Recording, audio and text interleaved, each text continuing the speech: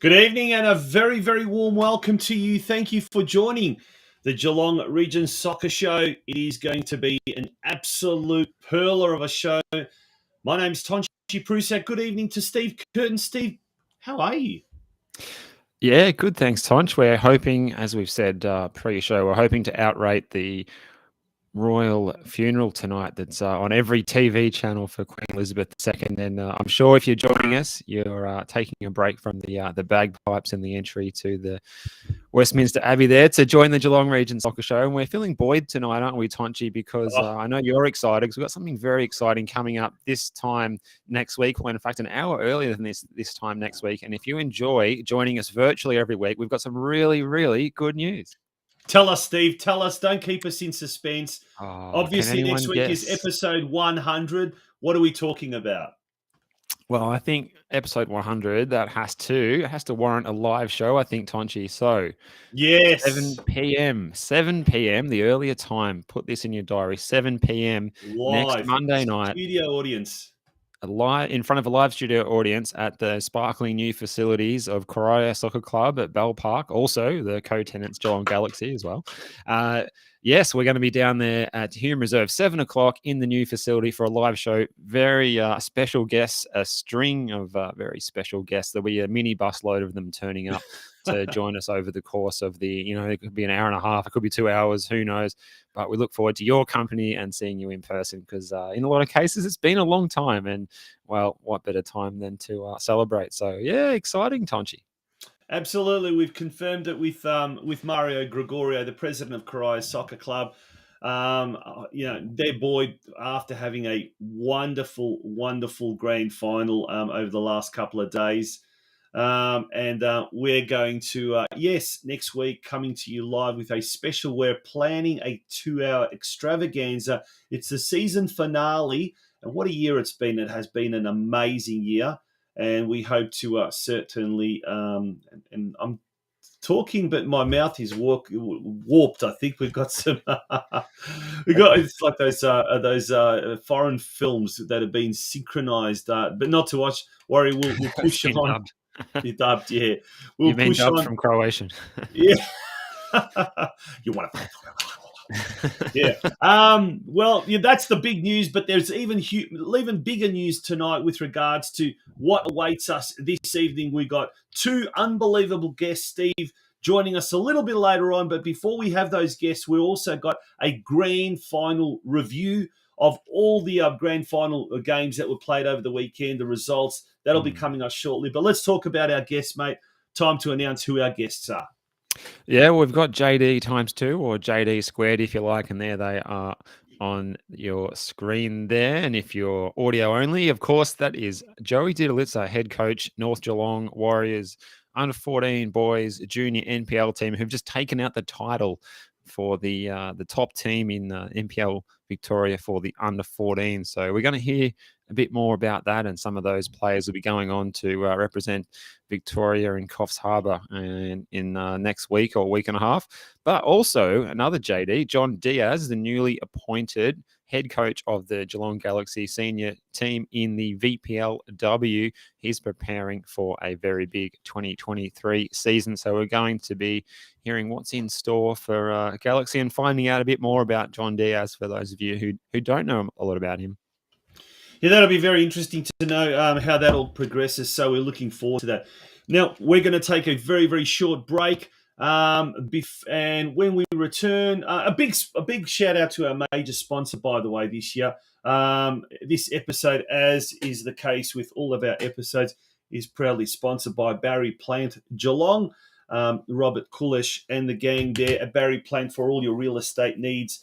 Go see them. They've got a storefront, shopfront in Jeringhap Street and also their rental office in Ryrie Street. So thank you very much to Barry Plant Geelong, our major sponsors for the year. We're going to, like I said, we're going to take a quick break. When we return, it's our news desk. Don't go away, folks. It's the Geelong Region Soccer Show, episode 99.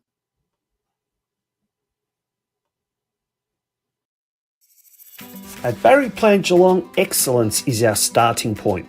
The award-winning real estate agents and property managers at Barry Plant Geelong's vision is simply to be the most recommended brand in real estate and are dedicated to providing the best real estate experience to every client every time.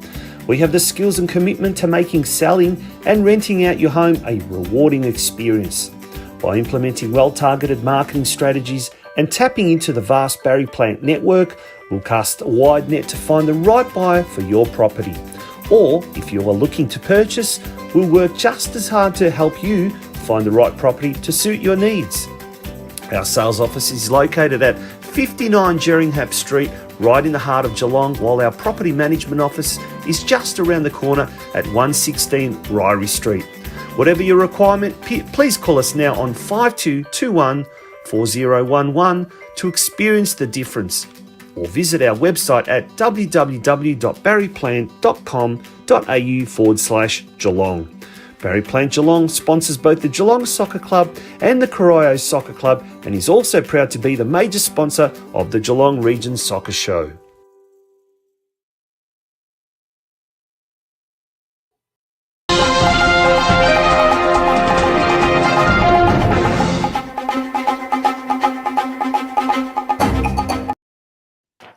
All right, news desk time for Monday, the 19th of September 2022. We'll start tonight with the news about some representative girls representing our region at the Nationals.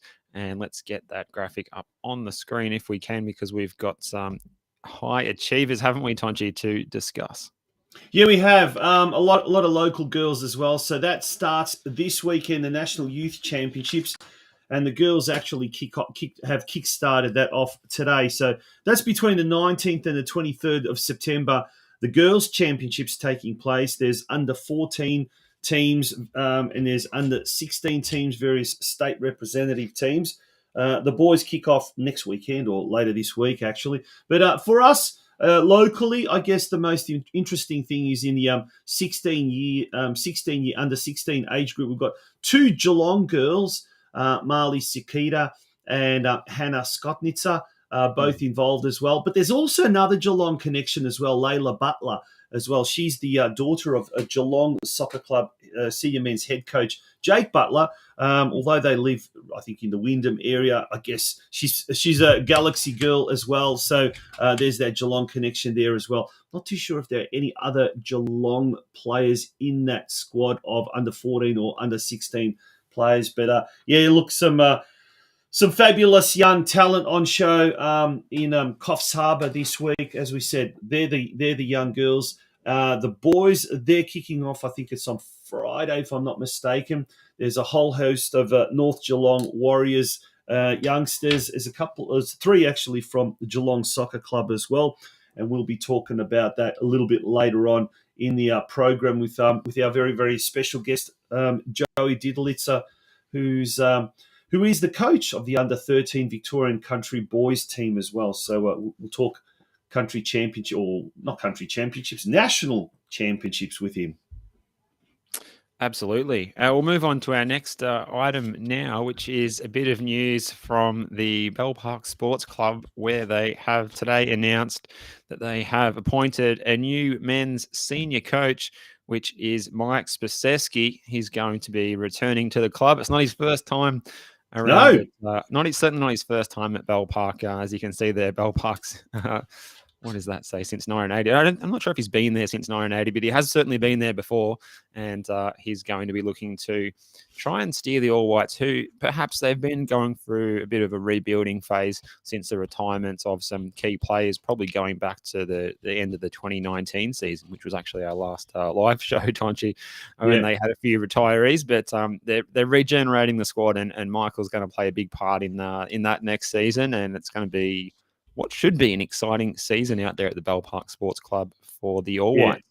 Now, it is confirmed 1980. He has been there since 1980 as a 7-year-old. Wow. As a 7-year-old. So he made his way all the way through the junior ranks to the senior ranks, and now is involved in the coaching and, was actually the technical director and all football operations manager. So it's quite an interesting thing. Well done. Congratulations to Michael Spazewski. A true clubman, that is for sure. And look, my dealings with Michael have been absolutely fantastic over the last few years when he has stepped in as an interim coach. So he's been given the nod there, and great to see. And we do need a strong Bell Park. They've really been sort of struggling in recent years, but it's great to see that there is some forward thinking in the sense that they've already appointed a coach now, looking ahead for next year. And speaking of clubs that have appointed a coach now already with the view of planning for next year, our first guest, JOHN DIAZ, is in the green room now. He's going to be joining us very shortly. He's the newly appointed Galaxy United coach. So we'll be talking to him very shortly. Steve, what else is happening in the news arena? Another news item tonight, the Football Victoria Community Club Awards. And fortunately, the Geelong region is not a region that's been forgotten in this space, Tonchi. Oh, no. This is, look, I think they've just been, the nominations have come out. 2022 Football Victoria Community Awards. If you go on Football Victoria's website or their social media platforms, there we go, Facebook, Twitter, what else? Instagram, I suppose. You've got the link there. Guys, folks, there are, 20 plus Geelong clubs here, clubs into the wider Geelong area. Amongst those 20 odd clubs, there are coaches, there are volunteers, there are all sorts of male coaches, female coaches, volunteers. There's a whole heap of different categories there. Regional Club of the Year. Nominate your club. It might take 15 minutes. It might take half an hour of your time. But let's get nominating. Let's get the Geelong region clubs really recognised for all the hard work that they've been doing. So here's another little action that we want the community, the football community, to get involved in. Nominate your club or nominate someone at your club for the 2022 Football Victoria Community Awards. Yeah, do it now. Absolutely. We're going to go through the grand final results, mate, very, very quickly. We're going to take a quick break. Once again, big shout out to all of our advertisers, our sponsors. Without them, we would certainly not have been able to get through 99 episodes this year. If you are keen to advertise, if you're keen to sponsor an episode and then have your club featured in 2023, get in touch with us. Send us an email, communitysportsmedia@gmail.com. That's communitysportsmedia@gmail.com. Become a member. Patreon.com/Geelong Region Soccer Show. That's one huge way you can support what we're trying to do. And as we said, next year we hope for this to be an even bigger and better year than this year was. But in the meantime, we've got a massive 100th episode show coming up next week. So if you'd like to be a part of that, either sponsor it or advertise on that, get in touch with us, private message us, get in touch with me personally if you know, or Steve personally, or email us, as I said, at communitysportsmedia@gmail.com. We're going to take a very, very quick break. When we return, it's time for the Geelong Region Grand Final Roundup. Don't go away, folks. As the first solar tube skylight installer in Victoria, Scotsco Skylighting has nearly 30 years of experience and offers a variety of services including custom-made skylights, high-quality Velux skylights, and a variety of solar tube daylighting systems. The benefits of having the skylight in your home are many. They let natural light into your space, and with that light comes solar heat, improving your mood and even helping with performance in workplaces. Plus, heating your home with sunlight can save on heating costs during the chilly seasons. Cosmetic changes like skylights can add equity into your home, and, similar to adding mirrors on the walls, skylights can make a room feel bigger and more spacious. It's about time you enjoyed all these benefits plus more.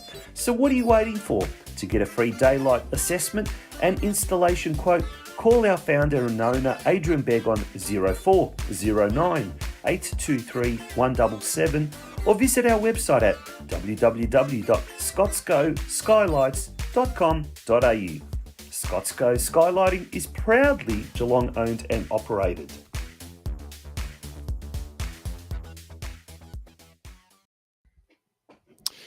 All right, well, let's get straight into the scores from the weekend. The weekend started with some matches. Well, we're going to talk about the women's or the junior girls that took place up at Myers Reserve, the home of Geelong Rangers. And our first string of matches, we don't have any goal scorers for these off the old Sports TG, unfortunately. But we had North Geelong triumphing on penalties over Surf Coast in the under-12 girls after the match was drawn 1-1. It finished 7-6 on spot kicks. So well done for the North Geelong girls holding their nerve there. Certainly no easy feat taking a penalty, especially when you're an under-12s player as well. Under-13 girls, it was a win for the home side there, Geelong Rangers, on home soil, defeating Barwon 2-0. And in the girls under 14-15, Surf Coast got themselves a title, defeating North Geelong. Also on penalties, this was a flip of the under 12s. This was 1-1 again after full time and 4-2 on penalties to the Coasters. So well done there to North Geelong, Geelong Rangers and Surf Coast for those 3 titles in the junior girls competition there, Tonji. Yeah, about that North Geelong team as well. They did very well because Surf Coast apparently have been invincible all year. And North Geelong, they've got a very, very young squad there, I was told by some insiders there at the club today. Did very well, average age of about 13, I think it is. So they did extremely well to keep the Surf Coasters at bay, but a great result there. As far as North Geelong under 15s that play in the Metropolitan League, I'm told also that they've won through to their State League Grand Final or their Metro State League Grand Final next week. So there's a lot of great young talent coming up through the ranks there in the females as well.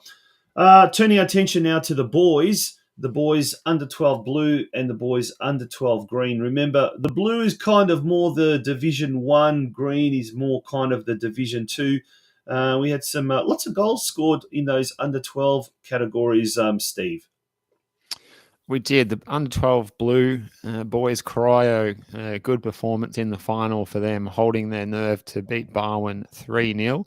And the boys under-12s green, this match after extra time, 3-2 to Barwon Heads. And we've got a couple of goal scorers there for Barwon Heads. Ryder Lawrence with 2 of those goals and Logan Porch with the other goal.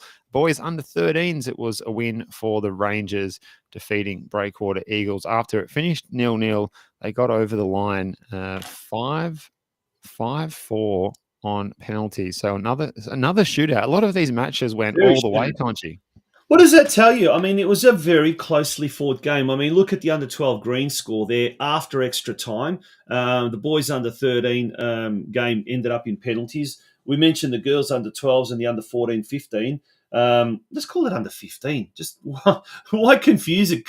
Under 14/under 15s. Just call it under 15s. I don't get that. Don't understand. But anyway, haven't seen it before like that either. yeah, No. I don't know. It's pretty weird, but only in Geelong football can something like that happen. But anyway, regardless, all these games are quite close. So, and that's what you want in a grand final. You want really hard fought, close contests, and that certainly was the case. Moving along to the next batch there, the under 14s. Now, Geelong Rangers, invincible. I think they recorded 15 wins or 16 wins from 16 games this year. They were incredible, and they just remained undefeated throughout. 3-1 win over Barwon there. A good effort by Barwon to contain Geelong Rangers, but Geelong Rangers just, absolutely clinical. And I am hearing that this team is actually going to be Rangers is going to send this team to the Metro competition next year. That's the plan, to send the under 14 boys who have basically conquered everything there is to conquer in Geelong football. That next year they will be playing under 15 Metro in Melbourne. So that's some big news from Myers Reserve. Yeah, that's very exciting for the Rangers. And it was the solitary goal, the consolation goal for Barwon, Ash Remain from the spot kick. Although Sports TG tells us this match went to extra time, but that may or may not be the case. Yeah, there you go. Boys under 16. Yeah, another win for Barwon, defeating Lara United in a tight contest there in under 16. The goal scorers, we've got William Kraft and Romik Ayob, both found the back of the net to get Barwon Blue a win by the narrowest of margins against Lara United in the boys under 16s, which I heard was a very hard-fought match. And shout out to everyone in the comments as well. And James has mentioned that tough conditions made scoring hard, and there was some pretty difficult gusts of wind, particularly these matches that on the ones that took place up at Myers Reserve. I'm hearing too, very windy up there. Boys under 18, Tonchi. Yeah, look, this is another close game. 2-2 after regulation time, and extra time was needed, and ended up into penalties. 4-2 to Geelong Rangers over the near neighbours and the old rivals as well, Bell Park. And this is, I take my hats off to the boys in this division, because it's such a hard division. By this stage, a lot of the boys have moved on to they've moved on to senior football. They might be playing actually like in the reserves competition of their respective teams. So it's always and that's about the age group where a lot of the boys are involved in VCE study and things like that. So it's always a hard division to have. So kudos to the four clubs that did field a team in the local under 18 competition. And I might be wrong. It was Bell Park. It was, if I'm not mistaken, or Rangers. If I'm not mistaken, Barwon Heads and possibly Lara. I stand to be corrected. If someone in the comments section knows better than me, please do so. I have it written down too, actually. So, a big kudos to all of those participants of the under 18 competition. Hopefully next year it'll be an even expanded under 18 league. If not, at least those boys move on to senior football and stay in the game. That's the most important thing. But absolutely. Once again, there's that result. Geelong Rangers defeating Bell Park 4-2 on penalties. Well done to the Rangers folk there. Shall we move along to the women's? Let's go to the women's. Yeah, senior women matches played on Saturday afternoon up at Myers Reserve, and we had a win. We'll start with the women's Div 2, and it was a win for the Surfside Waves. So well done to the women's team from Surfside Waves after a great season. They had a tough match against Lara United. Lara scored and forced this one into extra time, but the Waves were too good in that extra time period where they scored again, and the Surfside scorers Tess Lapham and Ariane Lefevre were too much for Lara in the end in a very hard fought match. And then the big one, Tonchi, was the women's Division 1, and this was a close and exciting match, and a seesawing one too. Yeah, what a spectacular result this one was. It was always going to be a close game between two teams that had dominated the competition throughout season 2023, and this was just an incredible game. Andrea Thornton, who we had on the show last week. Yep. If you come on the uh, show, you're likely to score the following weekend. We know that's that. exactly right, and that's exactly what happened. She scored the goal in the 15th minute. The Ducks then doubled their lead shortly in the second half through Alex Wolf. Jade Feeks then scored a goal in the 60th minute, and then Mia McCouch Cripps just 10 minutes later, so in the 70th minute, made it 2-2. And then apparently, well, the coach's daughter, who else but Hannah Wyeth, blasted the ball from about just outside the 18-yard box, and that was like, oh, what an amazing way to bring the curtains down on what has been a pretty memorable season, and the Coasters really celebrating, and deservedly so. What a great year they've managed to get the double, didn't they? The minor premiership, and then also the grand final after Deakin had dominated for so long. So congratulations to the Surf Coasters. Absolutely. All right, let's have a look at those grand final results for the men's divisions, and we'll start with the men's Division 3. And ended up being a big win for Geelong in a bit of a local derby flavour this match. Geelong and Corio. Corio would have had a big win in the semi-final too, but it was Geelong 5-1 winners in this match. And we don't have the scorers from Geelong, unfortunately, but Jack Pedlett did find the back of the net for Corio for their solitary goal. So well done to Geelong on their big win. Men's Division 2, Tonchi. Yeah, Geelong, identical scoreline there. Geelong Rangers, who were a real powerhouse going back 5 or so years ago in men's Division 1. They've got a mix of old players and new players, and I'm hearing they may even get some recruits in the off-season as well. And surely they'll return back to Division 1 next year. But a big win over Drysdale. Could have been a fairy tale ending for Drysdale. It was their first finals appearance in 6 years, I think it was, something like that. But it wasn't to be. Geelong Rangers just too classy, too strong, and too clinical. 5-1 winners over Drysdale. Unfortunately, we don't have the scores there, but we do have for the men's Division 1 game, and what a beauty this one was. Unfortunately, we weren't either of us able to attend this because this game was happening just as we were on air last night with the Football Out West show. But thanks to Mario Gregorio, Foddy Kiprian, former president of Armstrong United, Michael Parker, amongst others, who were sending us sort of progress scores throughout the show, and we were able to announce it last night. But Steve, Barwon 2, Armstrong United 1. Yeah, that was the full-time score. It was a little bit closer contest than the Division 2 and Division 3 matches. And we spoke about players coming on the show and scoring. Well, Ian Nichols, who scored last week, he came on the show last week. He came on the show, and then he scored on the weekend in this final. And Dylan Roberts with a spot kick as well. And for the Pelicans, the solitary goal coming from Cal Gerritsen, who finishes the season as the most prolific striker in the men's Division 1. So a really good season for Cal. But almost a fairy tale. It would have been a fairy tale for the Pelicans. Their first really big year, going all the way to the grand final, defeating Bell Park on penalties in the semi, and it would have been something. But Barwon just a little bit too good in the end, and what a successful season it's been for Barwon, particularly on the men's side of things, with promotion with their state league side up to State 4 next season, and their local league team winning the men's Division 1. But kudos to the Pelicans. They've only been around for 4 years. And they've already, they've created such a good culture at the club. We spoke to Gavin Walker, their senior men's coach, last week, and look, it's just all systems go for the Pelicans there. They'll get bigger and bigger and stronger as a club, but that surely would have given them a really, really good boost.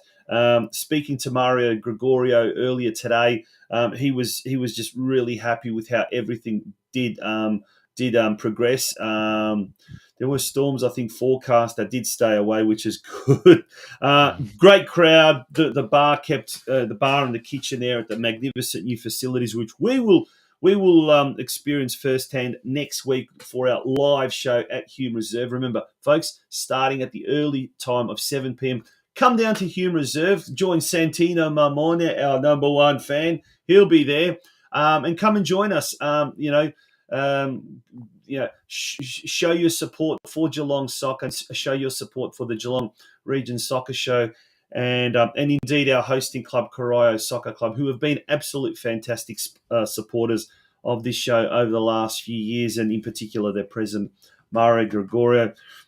Mario did say they did very, very well, and they're very happy with how things went. And he made special mention of I think it was Geelong Soccer Club and Drysdale, was it? Drysdale, who cleaned up their change rooms after they finished up. So to all those clubs that left the change rooms in very good condition, well done. That is respect. Yeah, absolutely. So that brings us to the end of our roundup. Finished with for another year, Steve. Hopefully next year's going to be bigger and better than 2022 was. Yeah, lots to look forward to next season in the region, and we've touched on that before, and I'm sure we'll touch on it again next week. But there's just a number of things to get excited about. Promoted clubs and clubs that are certainly looking to form a dynasty that have already got that underway as well, and top flight NPL Victoria football in Geelong, of course, as well. Yeah, absolutely. Folks, don't go away. It's time for our first guest. He is the newly appointed coach of Galaxy United FC in the Victorian Premier League women's competition. A man with a lot of experience coaching women's football sides. And he will be, his name is JOHN DIAZ. He'll be joining us straight after the break to talk a little bit about what awaits, one of the Hume Reserve co-tenants in season 2023, Galaxy United. Don't go away, folks. It's the 99th episode of the Geelong Region Soccer Show, proudly brought to you by Barry Plant.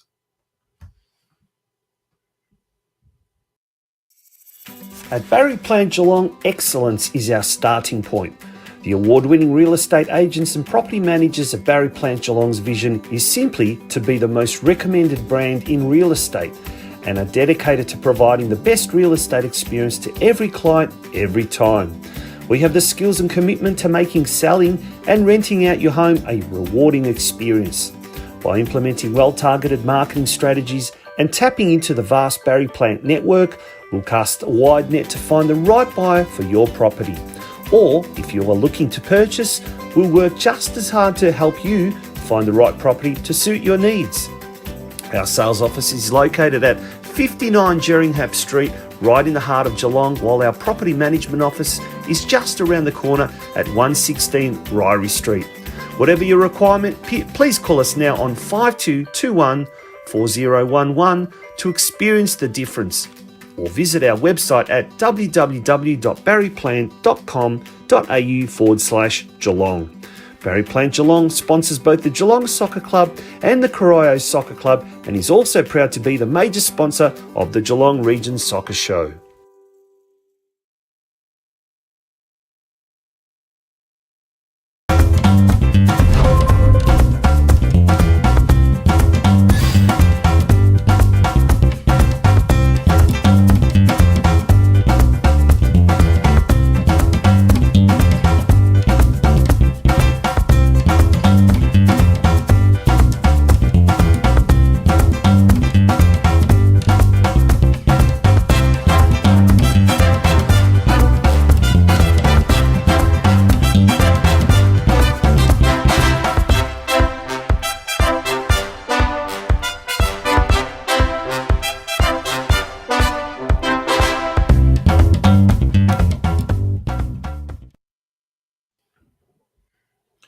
Welcome back to the Geelong Region Soccer Show. It's episode 99. Steve, you've had a chance to commentate a couple of Galaxy games this year. I also had the privilege early in the season in particular as well.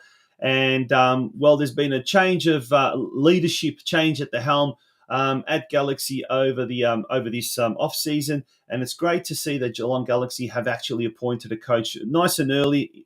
You know, the new coach has got an entire pre-season to work with, and to find out more about what is in store for Galaxy United fans and players indeed, we welcome to the show the newly appointed coach of the Galaxy United senior women's team, JOHN DIAZ. John, welcome to the show, and how are you? Good, thank you. How are you? Thank you for having me. Absolute pleasure. Now, if what people don't know is you were stuck in traffic tonight, the infamous crazy Melbourne traffic, but you made it home in time. How was the drive home? Pretty stressful? Oh yeah, there was a truck burning on near the freeway on the Westgate Bridge, so that was hard. It's eventful. That's pretty crazy. And John, you've been going since about 4 o'clock this morning. What's your secret? You've got your job, you're doing coaching tonight, then you're on the show. Media Street now was the significant figure at Geelong Galaxy. How do you manage to keep it all going? Look, I had to get up at 4 o'clock. There was a tanker coming in. I work in the oil industry, but like always, transport's always running late. So I could have kept sleeping. I'll find time to go to sleep sometime tonight. Yeah. Well, it's that energy, it's that enthusiasm that we're certainly hoping that you will be bringing to Geelong Galaxy next year. But mate, you're very familiar with Galaxy in the sense that you know the team, you know the club, you've played against them, and you're coming to Geelong as the head coach of the Melbourne Knights senior women's team, which is also in VPLW, and you're also a goalkeeping coach at South Melbourne. Now, tell us, mate, what do you know of Geelong Galaxy, and what are you expecting, let's say, over the off-season and then in season 2023?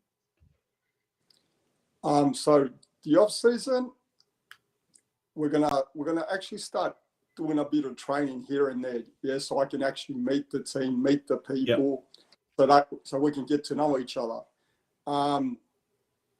As we get along, hopefully around November, we'll get together, give them a session plan, take it slowly. But once January hits, that's when we're gonna, the big business start going hard, because we need a good hard pre-season, because the competition's going to be very hard. I'm pretty sure Moreland Sebra's coming up, and Essendon Royals and so on. I actually wanted to ask you, sorry, Steve, before I break in, I was actually going to ask you about that. What's your perception of the VPLW, especially taking into account we've got Southern United, Preston Lions, Burundara Eagles have now been promoted up to NPLW, and there's a fourth team. I can't remember who it was. Casey Comets? No, Melbourne University. I can't remember. Does that mean, in your opinion, that a lot of the standard will drop? Or, as you mentioned, some of those teams coming up from State 1, do you expect them to be pretty tough right from the outset? Yeah, there'll be teams that are coming up. I reckon they'll be very strong. I reckon they'll probably be a bit stronger than what we had this season. There's a lot of clubs that throw a bit of money into the women's program, and that's going to be a bit more next season. So yeah, I think it's going to be a very tough season for every single team. Right, awesome.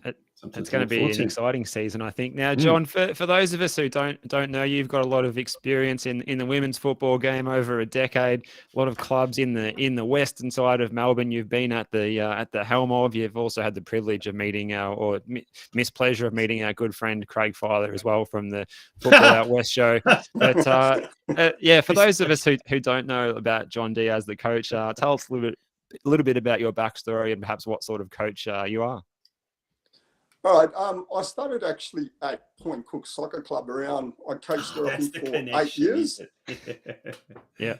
So yeah, 8 years I was there. Then from then I went to a bit of Hoppers Crossing. Wasn't there that long. And then from then, 2018, I ended up speaking to Mick, who was the head coach at South Melbourne, Mick Gallo. Mm-hmm. So I was there, and I'm still there since 2018, and now finally I'm actually at Geelong Galaxy, which is a big step for me. Now, we're just going to put a graphic up there as well. So obviously the club now is asking for expressions of interest for registration for players as well, and also for coaches as well. So there are vacancies for a technical director as well as coaches in the junior section as well. So if anyone is interested, you can go to the Geelong Galaxy United Facebook page. There are other social portals as well as their website as well. So obviously there's a lot of rebuilding being expected to happen at Galaxy in the off season, and a lot of younger players. Some of the older players, I believe, like the import players, may be back, may not be back. There's always that volatility involved with international players. And look, this being the first post-COVID season, I suppose we maybe didn't have as many international players as we possibly hoped for. Are you expecting a large turnover of players, particularly in the senior ranks, John? At the moment, I've only spoken to a few, and most of them will be staying. Well, that's good news. We have had interest from other states, which is a bonus. And players from the city, which is it's only 35 minutes away. So so I reckon that our rebuilding is gonna be pretty awesome for 2023. That sounds really exciting. Yeah, 2023. I think you touched on it there, John. It's going to be a big recruitment focus, I think, for you, perhaps, given that we saw Geelong Galaxy last year. A lot of matches, they had to have players doubling up and playing 2 games, and they were just about cactus by the end of it, and fair enough too. Is that going to be a big focus for you in the coming months? Is bringing in these players from far and wide, or even close by? Look, at the moment, I started speaking to players probably over a month ago. You've got to get in early, yeah? Yeah. So did my best to do that. So I keep in touch with them. I keep nagging them. And that's a coach's job, yeah? You got to just keep looking for players. But I think everything's pretty positive. I mean, there's a lot of actually girls that I've spoken to as well that they're just waiting for next week to see where they're at. And then, because it's going to be hard as well. You know, we've got the World Cup coming. So, there's going to be a bit of a break there as well. So trying to keep them interested through the season is going to be a bit of a challenge. Yeah, so that's an interesting point as well you made when we spoke off camera earlier, John, that there is actually a scheduled break in the season. It's going to be something different. Do you think that the players will need to approach the season differently, given that is the case, that at an odd time in the season, that the season will come to a halt and then resume again? Yeah, we're going to have probably a good meeting regarding all that, see where the players are, keep them interested, give them a training plan, and just keep them happy. And hopefully if they do go away next season, they go during that break. They don't decide to go while we're playing, because that's throws the training plan out the way sometimes, Yeah, absolutely. John, that's an interesting point you make about next year and the interruptions, I guess, and planning ahead and all of that kind of stuff. But look, Geelong is in the midst of a female players boom, in the sense of we had Geelong Rangers enter the State 3 competition, got promoted at first dibs, so they're in State 2 next year. Lara United, the Invincibles in State 2, are now in State 1, where North Geelong is. And they jumped 2 divisions, so that's amazing achievement by North Geelong. All of those clubs are pretty adamant that they'll be challenging for promotion next year. And at the moment, with only 4 senior women's clubs playing in the Melbourne competition, there's going to be a lot of, no doubt, competition for recruits and things like that. So the fact that you're already planning now for next season seems to augur really, really well for Galaxy. Mate, what's the big fundamental difference? Now I'm talking about something completely different, but fundamental difference in your opinion, coaching women's football as opposed to men's football. You mentioned sort of that going for trips mid-season and things like that, and that's something I speak to a lot of coaches, and they sometimes say it's not the same commitment level as the men. But then again, sometimes you speak to other coaches and they say, no, the commitment is even better because they actually listen to you as a coach, whereas the men don't. In your opinion, in your experience, how have you found the difference between the two? All right. Regarding commitment, the girls always commit 100%, yeah, no matter what happens. Mm-hmm. They always ask questions, and they always expect an answer. So if you haven't got an answer for them straight away, you got to come back the following day or find the answer. Mm-hmm. They listen when you coach to them, and they give you feedback. Regarding the guys, I think all 16 players, they're all coaches. They all know more than the coach, and they tell you how to coach. So, yeah, so that's a big difference. But so that's it. I'm happy coaching the girls, the women, but the guys, like I said, it's I prefer having a drink with them. Yeah, it's an interesting point. I love asking that question of a lot of males that coach in the female domain because, as I said, it varies a lot, and it could vary according to what level of coaching, what standard they coach. But Steve, we've had a lot of coaches this year from the various women's teams, and they're all exclusively male. We'd love to see more women getting involved in coaching. I think Galaxy hasn't had a female coach since Kat Smith, who's gone on to bigger and better things with the national team as well. But it's always been mainly men, and it's interesting getting each coach's perspective on how they approach coaching women as opposed to men or boys. Mate, look, it's going to be an awesome year. It's going to be a very interesting year. Listening to you, it's certainly, I can feel that enthusiasm. I can feel that excitement building. And I think, we're going to be in for a very exciting and very interesting 2023 season. Before we let our guest go, Steve, did you have any last questions for John? I just wanted you to touch on, if you would, John, your thoughts on the structure of the female football pyramid in Victoria. We've got an expanded NPLW next season. It's been a topical question. Do you have any thoughts on how that NPLW will go next season with the clubs jumping up and quite a few of them, 4 in fact? Look, I reckon it's going to be stronger going by the teams that have actually gone up. So, yeah, but like always, there's always 3 clubs that dominate the NPLW, and that's South Melbourne, Bulleen, Calder. But again, Calder might not be as good as they used to be because of Western United, so they could have lost a few players as well. But yeah, just wait and see, I guess.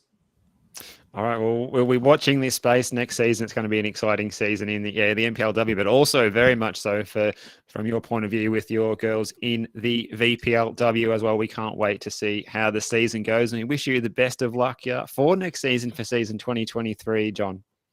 Yep. Thank you very much for having me on the show. Also, thank you very much for supporting the women's football, and go Galaxy. Good on you, mate. We're going to have you definitely on the show in 2023. And when we do get you on the show, hopefully it's all good news and lots of wins and lots of goals and a good position up on the VPLW ladder. All the best, mate. Thank you for having me. Have a good all night. the best, John. Thank you. John Diaz, what a gentleman, absolute gentleman. We welcome John to Geelong and to indeed the Geelong football fraternity or community, however you like to describe it. Steve, coming up right after this is going to be the head coach of the North Geelong Boys U14 NPL side. They created history yesterday and basically the best junior under-14 team in the state, not just the region, but the state. They won first place, or they achieved first place in the boys under-14 Division 1 NPL competition. That is a huge achievement. And here's some footage of post-match yesterday at Elcho Park. And straight after that, we're going to bring on their coach, JOEY DIDULICA. Guys, for you guys who don't know, the boys now have just won the NPL under-14s title, which means they're top of the league.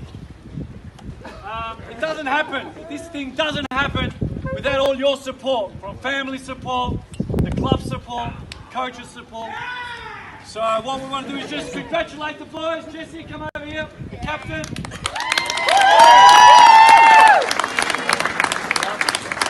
if we can just get a clap before we get up.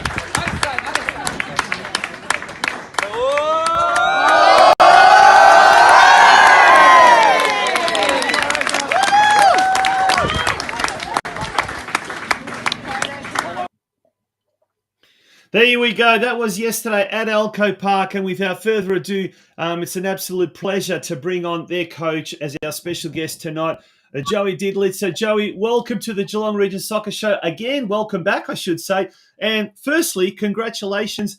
The best in Victoria in under 14s, and it's our very own Geelong's North Geelong team. Well done. Congratulations. Thank you very much. Thanks, Steve. Yeah, the boys were fantastic yesterday and throughout the whole season. And can we touch on yesterday's game? How did they go in the particular match? And it was on home soil as well. It would have been good to claim the title there on home soil. It was a great way to end the season with a great opponent. It was a tough game, and as you know, yesterday relentless winds and rain came, so it was a real, wintry game where the boys stepped up and had a terrific game. It was anybody who was there watching said the aggression was great. The boys played good football, but it was a battle. So we came up trumps 1-0 and a clean sheet to win the season. So really, really happy.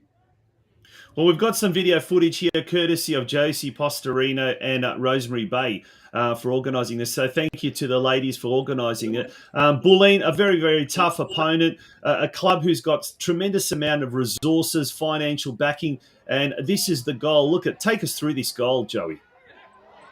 Oh.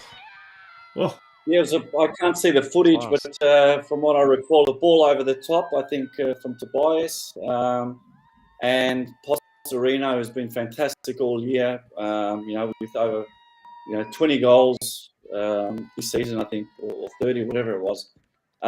Finished it well. He's got tremendous pace, powerful kid, with a great future if he keeps on working and keeps listening and working hard at his game. Now, this is the first quality finish indeed. Did you want to go, Tonj? I was just going to say this is the first year that we've had this kind of a two-tiered league system. So it had the grading in the first part of the year, first part of the season, the 11-team Western Zone, and then the teams get split up into the various divisions, and it's a 22-round home and away season. Joey, you've seen a lot. You've been through a lot as far as professional football at various tiers.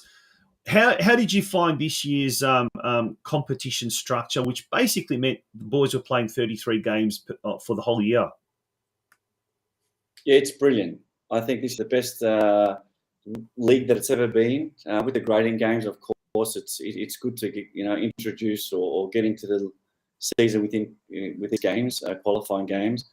But being the best of the best, I mean, you've got the best from the east, south, west, all coming together and essentially playing in the Champions League. And this is not an easy league to win. It's not an easy league to play in. Every game is tough. And when you got Melbourne Victory in there, Melbourne City, West coming in next year with your Bulleens and Northcotes and Dringall, these top teams, every game's a battle. And there's some extraordinary kids in that age group. So to come away not only in the first division, but to win it by 2 points, it's an amazing feat and one we might not ever see again. And Joey, particularly after the last couple of years, we haven't had those matches to play out the full season, and this is a longer season than a lot of Aussie sports kids are maybe used to playing.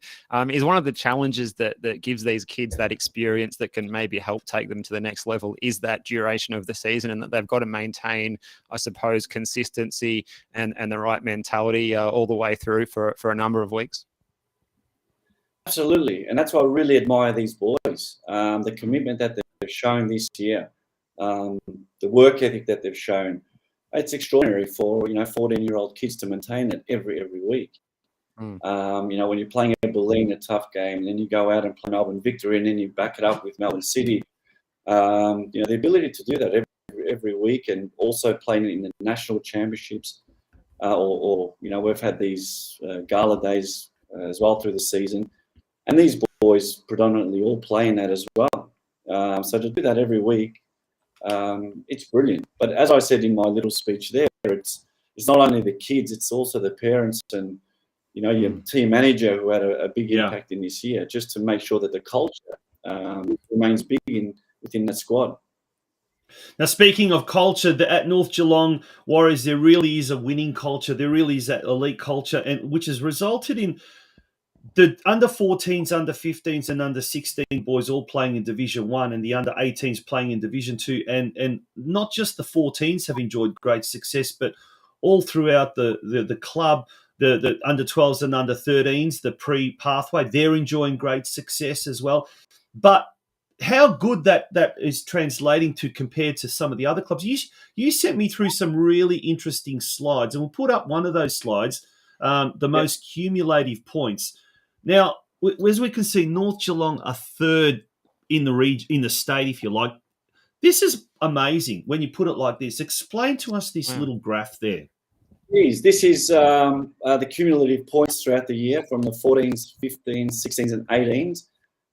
Essentially, if you're in the first division, a win is worth 3. If you're in the second division, a win is worth 2. And if you're in the third division, your wins are worth 1, or your points. So essentially, everything gets tripled if you're in the first division. So North Geelong ended up third, amongst everyone in Victoria in cumulative points. These are just the Geelong teams, and look, of course, North are the superior team there. But we don't look at Geelong. We're looking further. We want to be the best in the state, and that's even with Melbourne Victory, Melbourne City, and we're not far off. That's our number one ambition, to be the best in the state. And the only team outside your Victory and City is Bulleen, and we're not far off them. We're better in the 14s, the 15s. They're very good, but still, we still want to get to the top there. But it's impressive, isn't it? Yeah, and then there's another one, a player retention graph there, which North Geelong leads by quite a fair bit actually. Tell us what this actually means. This is quite impressive. This is basically your retention of players at your club, and we retain most of our players, or where you get them from, and they generally like to pick our NPL teams from North Geelong juniors. So as you can see, the retention rate of players and success rate is, pretty much correlates. So as you see, Bulleen's quite high up there. We're high up there. So these players who want to switch clubs and, pretty much be mercenaries every year to other clubs, don't really see the success that we do, and that other clubs who do retain players have. So I think the FV are looking at that as well, and trying to see the correlations between the good clubs, the successful teams, and where they come from. And one of the things that we have, Taunty, just before you got another question, is we have something at North Geelong which a few clubs do, but I think the rest of the region need to know. And what that is we like compounding gains. And if you look at the statistics, and if you look at the literature out there, compounding gains in football is having the same coach, playing with the same players year in, year out. And what this does is do a little bit more every year. And with the always changing coaches, what this does is the coach who had you last year has seen some benefits or seen what you need in your game, and can really give you that every year. Whereas a new coach will come in and it'll take you maybe 3 or 4 months before he realizes you're not good on your left foot and get you to work at that. That's just a little example. And that's what we really do have at North, and we really pride ourselves on that at North, having these little cumulative gains, not only with the players, but also with the coaches. And this means a lot every year.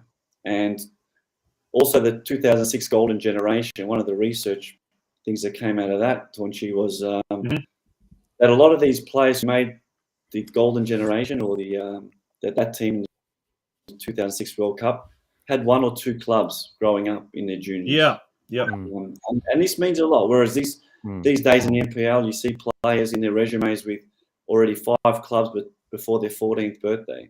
And you see it here in Geelong. Players just changing club every year, and you're not getting these compounding gains, which is so valuable.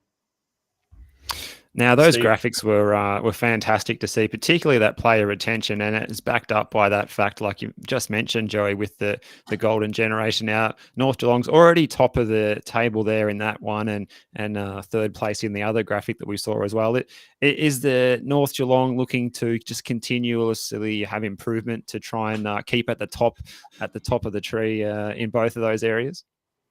Absolutely, and this is not just 1 or 2 years. We've been doing this for the last 10 years with the aim of having every single NPL player on our list in the NPL 1 from our junior academy and the coach. So these are the things that we pride ourselves on, and we don't chop and change every year. It's a slow growth, it's a slow burn, and I think everyone within our club are happy or should be happy, and there shouldn't be any complaints because the proof is in the pudding. We've got a Croatian international coming through in Nova Skoko from our academy, which we're really proud of. And this just goes to show that, we can produce top quality players, not just Victorian players. And speaking of the top quality players, we've got the Nationals coming up for the boys in Coffs Harbour. Are some of these under 14 boys be heading up there perhaps? Absolutely. If I can see, yes, these are the boys. These are the boys from North that are all attending, which is good from our 14s and 15s.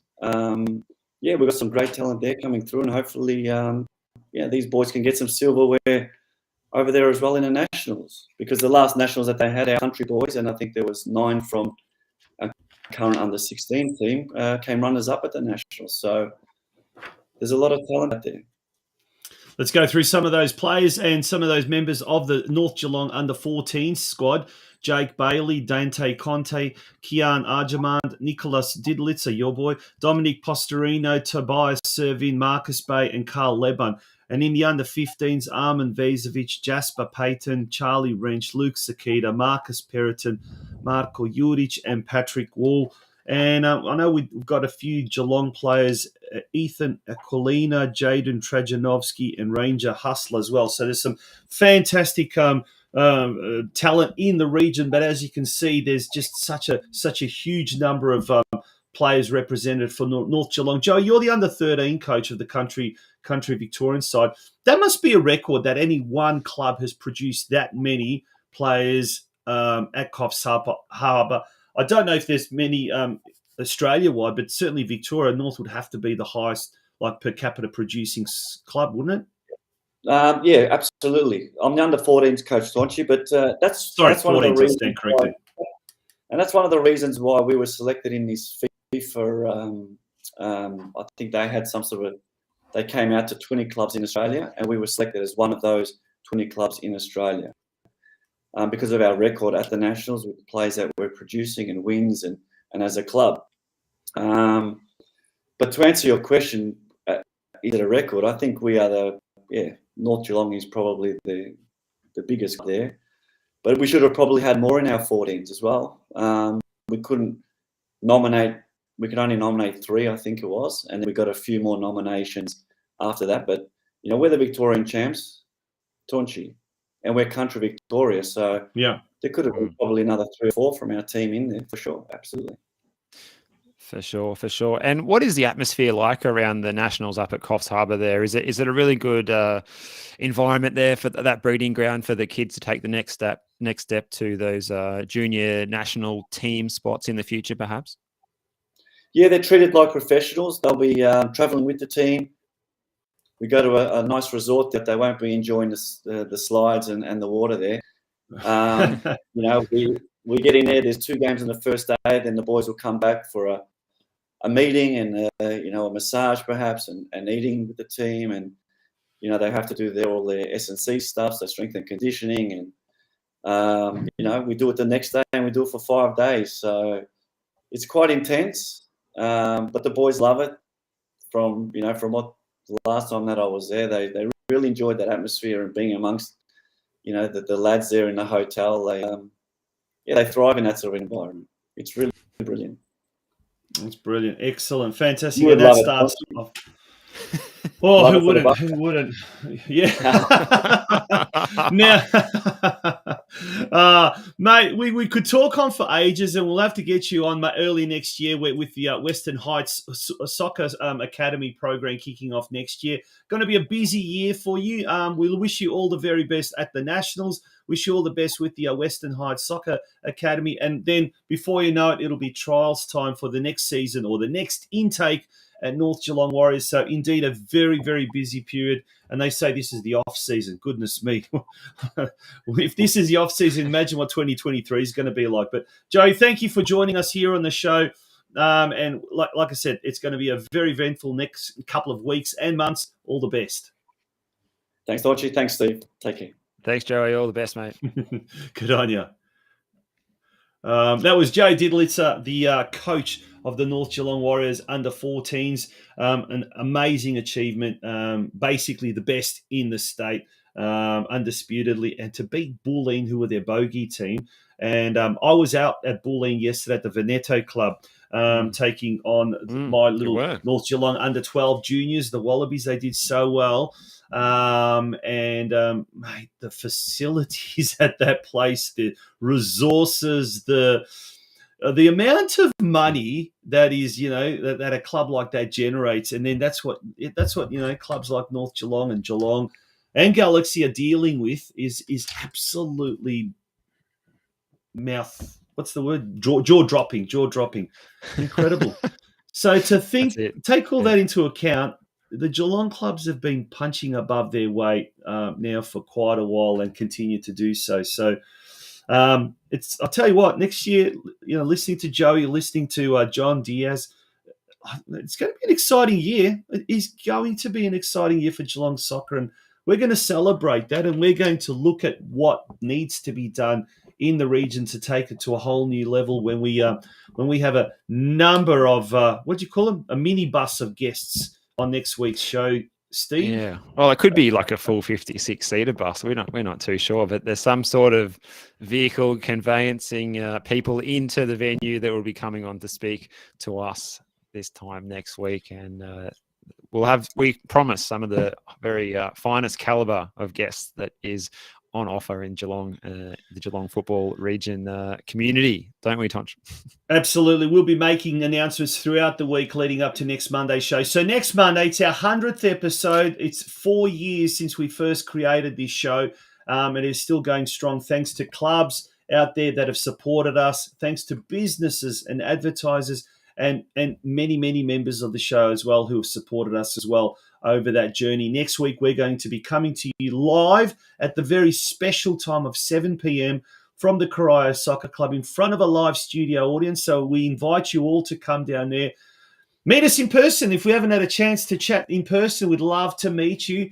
And we're going to have a lot of great guests. We can't name them now because we haven't even approached them, but we will in the next few days, and we'll be making some announcements as to who those guests are. But yeah, definitely one of the main topics will be Geelong football, the future of Geelong football, what needs to be done to take it to the next level. We talk about facilities. We talk about youth development. We talk about coach development. We talk about many other things. Well, let's really get down to the bottom of it and work out what needs to be done to take our wonderful, wonderful football community to a whole new level.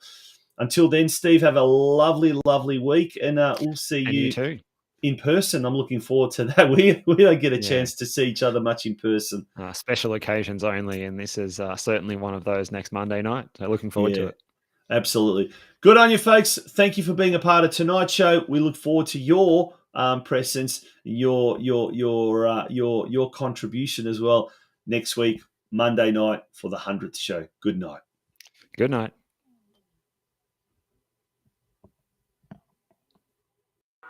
Thank you.